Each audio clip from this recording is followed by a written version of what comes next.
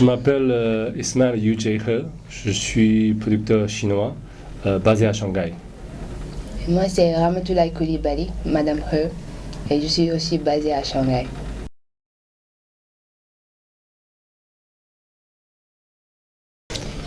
Bon, je vais laisser... Oui, la connexion, c'était un pur hasard parce que j'ai assisté à un événement d'une équipe de foot qui collectait des fonds. Et l'événement se passait en dessous du studio de Ismail Yujie. Et à la fin de l'événement, on a vu le studio de Yujie, la porte était mi-ouverte et il était en train de travailler avec des artistes français. Et moi, j'étais avec un groupe d'amis et comme par curiosité, on voulait savoir ce qui se passait dans le studio parce qu'on n'a jamais mis les pieds dans le studio à Shanghai. Donc c'est là on est entré dans le studio et ils nous ont bien accueillis et on a commencé la conversation et c'est comme ça que j'ai connu Ismail Yujie. Ouais, c'est à peu près ça, quoi. Après les détails, je me rappelle, mais c'est à peu près ça. Donc, ouais, je pense que c'est un coup de foudre. Moi, je suis en train de travailler et je retourne la tête, j'ai vu 3 grandes blagues, filles magnifiques, et j'ai repéré celui au milieu, je dis wow, ça c'est pas mal. Non, en fait, voilà. Et on s'est rencontrés un peu comme ça. Et après, on s'est pas vu pendant 3 mois parce que j'étais en Europe. Et après, je l'ai appelé, je dis, je t'invite à manger, et voilà. C'était spontané parce que moi j'adore la musique et je suis une très grande mélomane et au fur et à mesure qu'on se racontait des histoires, je lui parlais du Sénégal et je lui parlais de la religion en tant que musulmane, je lui parlais de notre culture au Sénégal et il était super intéressé et il s'inspirait de ça. Et le même soir qu'on a dîné ensemble après les 3 mois, et le même soir, il a fait une chanson qui s'appelait Ramata.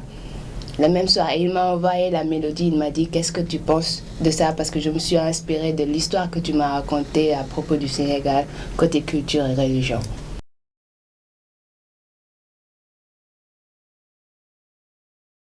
Moi, j'ai commencé la musique très tard parce que moi, j'ai grandi en Chine. Et ma génération, c'est plus la révolution culturelle. C'est-à-dire qu'il n'y avait pas beaucoup d'ouverture vers le monde, musicalement. Donc moi, j'ai de la chance d'aller à Paris quand j'avais 18 ans. C'est là que j'ai découvert la musique occidentale d'abord. C'est-à-dire les Beatles, Michael Jackson, James Brown. Et donc j'ai décidé de me lancer dans la musique quand j'étais à Paris. Donc j'ai resté 6 ans à Paris, j'ai fait une école de jazz, j'ai monté plusieurs groupes. Rock, jazz, funk. J'ai joué avec beaucoup de monde. Vous savez, Paris, c'est bien pour ça. Il y a vraiment une ouverture, il y a vraiment tout style de musique. Après, je suis entré à Shanghai vers 2003. J'ai monté mon groupe, à l'époque un groupe franco-chinois. On a pas mal marché à Shanghai. À l'époque, c'est nouveau, ça n'existe pas. J'ai monté un groupe, on a sorti des albums, on a fait tourner en Chine. Après, je commence à avoir marre j'ai envie d'être un producteur, j'ai envie d'être derrière, c'est-à-dire comment faire le son, tout ça. Donc je suis parti aux États-Unis en 2007, j'ai resté 1 an à Los Angeles. J'ai étudié avec un mec qui s'appelle Daryl Swan, qui a produit l'album de Macy Gray. Il a gagné plusieurs Grammy, donc j'ai de la chance de rester 6 mois avec ce mec, d'étudier à côté de lui, regarder comment il a fait. Et après je suis retourné à Shanghai. 2008, j'ai monté mon studio petit à petit et aujourd'hui j'ai un bon studio à Shanghai.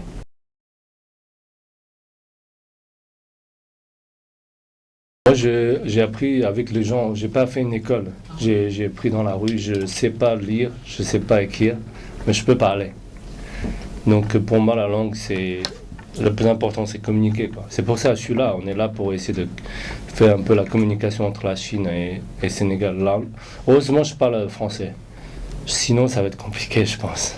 Mais, maintenant, j'essaie d'apprendre un peu de Wolof.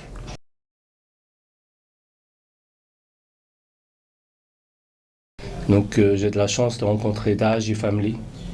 Je écoute leur musique depuis 1 an parce que Ramata, elle est grand fan de Dahaji. Donc c'est le groupe sénégalais que j'ai écouté New Sundo quand j'étais à Paris. À l'époque, j'étais encore jeune, c'est encore un peu, j'ai encore du mal pour comprendre le rythme, tout ça.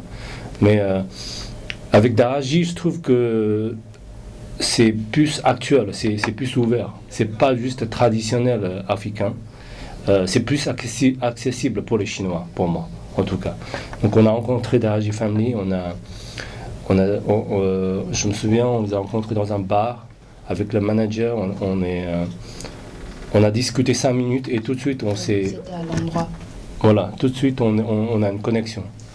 Après ils ont dit, écoute, ça te dit de rentrer en studio ce soir-là, le soir même, de faire quelques sons. Donc tout de suite on a rentré en studio et comme j'ai un peu préparé, je suis venu avec quelques morceaux qui est déjà produits en Chine. Je l'ai fait écouter, ils ont adoré. Ils ont choisi la chanson que j'ai fait, qui s'appelle Ramata justement, qui parle de l'amour et religion en fait.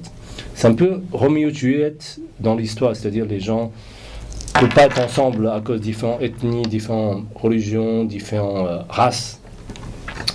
Donc j'ai fait cette chanson, ils ont aimé tout de suite.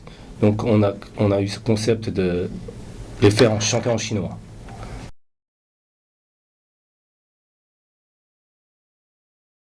Parce que c'est dans la vie. Voir un mariage ou marcher dans la rue ou prendre un taxi, le son qui sort de la radio, la musique est hyper présente, quoi. C'est fait partie de la vie. Et c'est très différent en Asie. En Asie, la musique c'est plus divertissement. Et ici, j'ai l'impression en Afrique, la musique c'est vraiment, c'est comme la nourriture, quoi. Ça présente différentes choses pour les Africains. Et tout de suite, je trouve ça incroyable. Et musicalement, je suis étudiant. Même j'ai fait 20 ans de musique, je connais très bien la musique occidentale, c'est-à-dire pop, jazz, funk, tout ça. Mais musique africaine, je suis étudiant, je suis débutant. Donc je suis là, j'apprends, j'essaie d'analyser, c'est tellement profond, c'est tellement large. Et,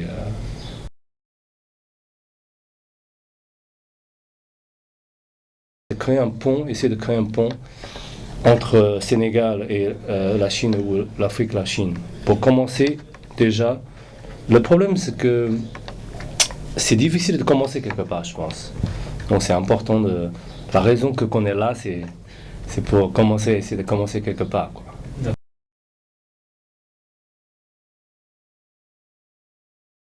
On connaît pas.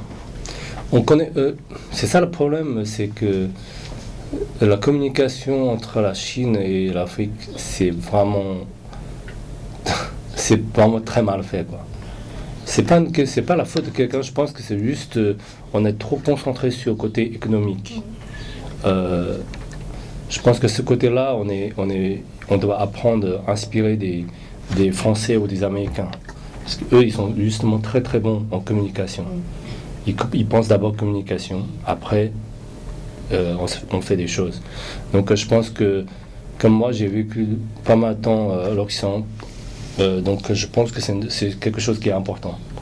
En Chine, quand on parle de l'Afrique, tout de suite on pense des choses un peu négatives. C'est-à-dire on est encore bloqué sur la guerre, maladie, très pauvre, ce qui n'est pas du tout ça. Pour moi, Dakar, c'est l'avenir, c'est dynamique, ça se passe plein de choses, les gens ils sont motivés et voilà, je pense que c'est ça, quoi. Justement, il y a pas de on connaît pas. Et quand les Chinois, quand ils connaissent pas, mais quand tu leur fais découvrir, il n'y a pas de souci. Ouais. Ils vont s'adapter. Mais il y a un problème médiatique, en fait, l'image que les médias donnent de l'Afrique. Ils donnent... C'est encore il y a 30 ans, quoi. C'est vraiment l'image de 30 ans. Restreint. Comme par exemple, nous, en tant qu'étudiants africains, nous les étudiants, on aime bien aller danser, écouter la musique africaine.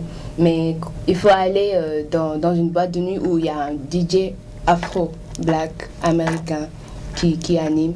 C'est la seule manière pour avoir de la musique africaine. Sinon, je pense que les Chinois ne connaissent pas, mais s'ils connaissent, ils vont s'adapter.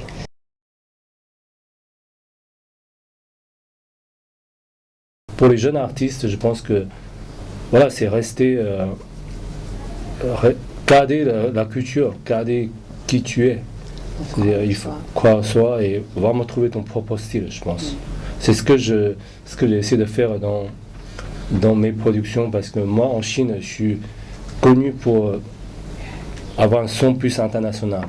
C'est pour ça que c'est ça qui m'amène, qui puisse travailler avec Daraji. Si je suis un musicien, si je suis un producteur traditionnel chinois, je pense que c'est beaucoup plus compliqué parce qu'on n'a pas le point commun. On n'a pas de base pour discuter et faire un projet ensemble. C'est difficile.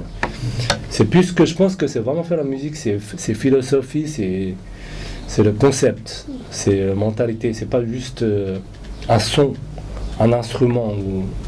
Tu vois, c'est vraiment l'ensemble, quoi.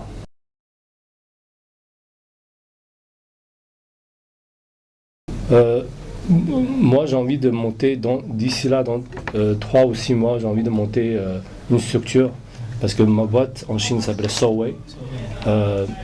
Donc j'ai envie de monter une division à Dakar.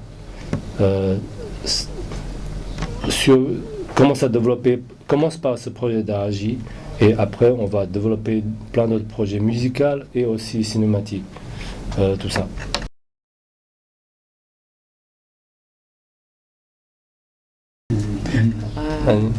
Bah, je sais pas trop. Ok, je vais le faire. Je voudrais merci Dakar, merci Sénégal pour m'accueillir, les bras ouverts. Et franchement, j'ai jamais senti ce truc-là dans n'importe quel pays, ou en France ou aux États-Unis. Je trouve que franchement, Sénégal c'est un très beau pays et merci beaucoup. J'espère qu'on peut travailler ensemble.